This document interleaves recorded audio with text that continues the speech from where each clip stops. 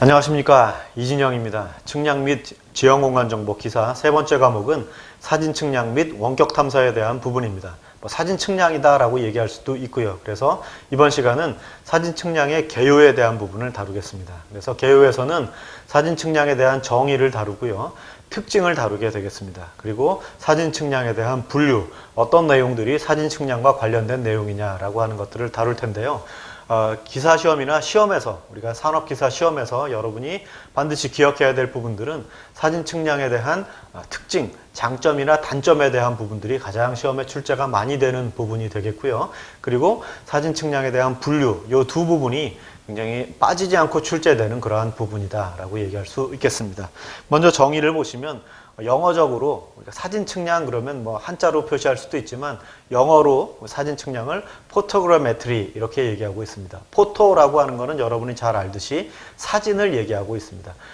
그래메트리에서 그래머라고 하는 부분은 그것을 그래머라고 하는 것은 형상을 의미하는 것, 이미지를 얘기하는 거고요. 메트리라고 하는 메트로는 측정을 한다라는 부분이 되겠습니다. 그래서 포토라는 건 어떤 사진, 빛을 이용한 영상의 측정, 빛과 영상을 이용한 어떤 측정, 이런 식으로 이제 함께 이어서 얘기할 수가 있게 되겠죠. 그래서 사진 측량을 얘기를 하면 빛에 의한 사진의 영상이나 혹은 전자파의 에너지 반사 특성에 대한 기록을 이용을 해서 대상물의 기록 또는 측정 및 해석에 관한 정보를 얻는 과학, 그것을 우리가 사진 측량이다 라고 얘기를 하고요. 사진 측량에서 반드시 우리가 기억해야 될 부분은 정성적 측량, 정성적 측량이 가능하고 정량적 측량은 당연히 우리가 양적인 측량이다 라고 하는 거는 수치의 개념으로 우리가 얘기할 수 있는 거고요. 요것은 정성적이라고 하는 것은 특성을 해석을 한다라는 부분으로 이해를 할 수 있는 내용이 되겠습니다. 정성적인 해석을 우리가 사진 측량에서는 할 수 있다. 일반 지상 측량에서는 그 거리가 얼마냐, 거리가 멀다, 가깝다라고 하는 것은 사람이 느낄 수 있는 부분이지만 그것을 멀다 가깝다에 대한 부분들이 수치적으로 표현되는 것, 그것을 우리가 정량적 측량으로 지금까지 다뤄왔었는데요. 사진 측량에서는 그런 부분을 정성적인 평가, 이것이 어떻다고 판단이 된다라는 판단 근거로서의 역할들을 할 수 있는 것, 그것을 우리가 정성적 평가다라고 얘기를 하고 있는 겁니다. 그래서 정량적인 평가가 가능하다라고 하는 이 정성적인 평가에다가 밑줄을 그어 놓으시고 이것이 사진 측량에선 가능하다라는 것들을 볼 수가 있습니다. 자, 그 다음에 사진 측량을 예를 들 때 원격 탐사를 우리가 함께 예를 들게 되는 겁니다. 원격 탐사에 대한 부분은 리모트 센싱이라고 얘기를 하거든요.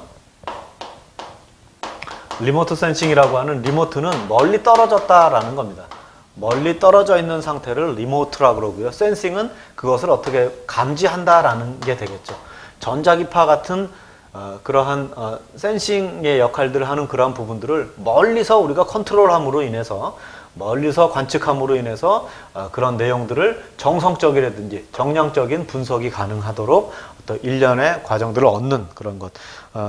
학문적으로 보면 영상 자료에 나타나는 어떤 대상물로의 밝기나 색, 그런 것들이 반사하는 파장에 따라 독특한 특성을 보이게 되는데, 이러한 특성들을 분석하고 정리함으로 대상물을 알아내고자 하는 일련의 과정, 그걸 우리가 원격 탐사 혹은 원격 탐측이다 라고 얘기를 하고 있습니다. 그래서 원격 탐사, 사진 측량, 우리가 포토그래메트리, 리모트 센싱, 이렇게 이제 두 가지 용어를 말씀을 드렸었는데요. 원격 탐사에도 역시 특징에 해당하는 부분 굉장히 중요하거든요. 그러한 부분을 여러분이 기억을 해 두시면 좋을 것 같습니다.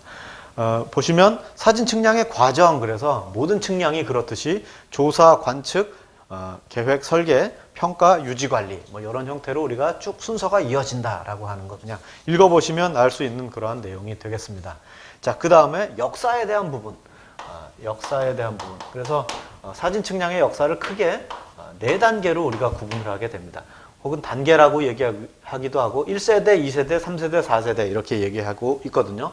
시기적으로 보면 1850년대에서부터 1900년까지를 1세대로 보게 되고요. 1900년에서 1950년까지를 2세대, 1950년에서부터 1970년 이후에 현재까지를 우리가 규명을 하게 되고요. 또 1970년 이후에를 또 우리가 현재까지를 3세대 혹은 4세대가 이제 중첩되어 있는 시기다라고 얘기할 수도 있겠습니다.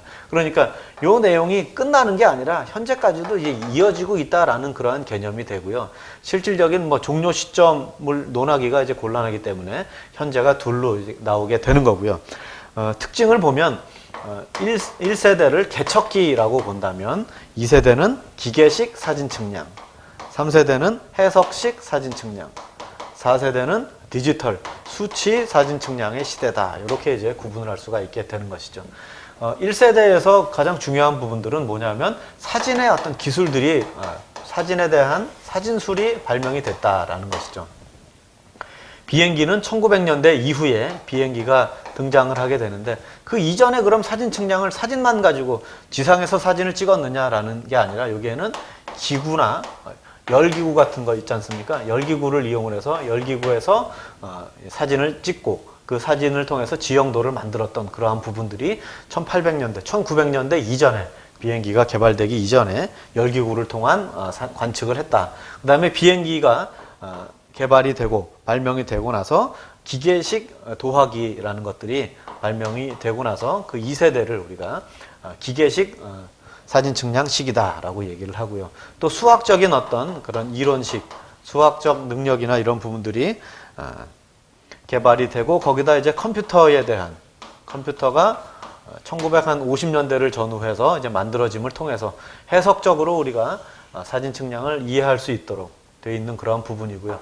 그 컴퓨터의 기능들이 이제 개선이 되면서 컴퓨터가 개선이 되면서 컴퓨터 안에서 어떤 도면들을 편집하는 그러한 부분들이 개선이 되는 그러한 부분들을 통해서 70년대 이후를 우리가 4세대다 이렇게 이제 구분을 하고 있습니다. 그래서 시기적으로 1, 2, 3, 4세대를 구분할 수 있는 이러한 부분을 기억을 하시면 좋겠고요.